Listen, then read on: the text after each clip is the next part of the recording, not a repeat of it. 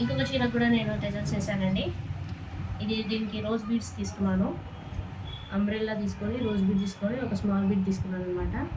దీనికి colour combination purple ఉంది, కానీ దీనికి ఇవి హైలైట్గా ఉంటుందని ఈ కలర్స్ తీసుకున్నాను అనమాట. ఎక్కువ ఇది క్రీమ్ కలర్ ఉంది కదా, అలా అందుకు దీనికి గోల్డ్ జెరీ తీసుకొని సిల్క్ థ్రెడ్ కాదండి, మళ్ళీ పట్టు దారాలు ఇవి తీసుకొని చేశాను. ఎలా ఉంది?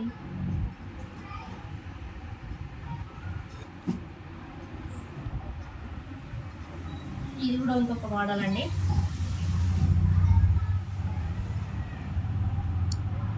చూడండి, ఇది అంబ్రెల్లా వచ్చేసి రౌండ్ షేప్ వచ్చేసింది, బీడ్ వచ్చింది, మధ్యలో మళ్ళీ ఒకటి ఫ్లవర్ వచ్చింది. రెడ్ వైట్ కలర్ తీసుకున్నాను అనమాట థ్రెడ్. టోటల్గా ఈరోజు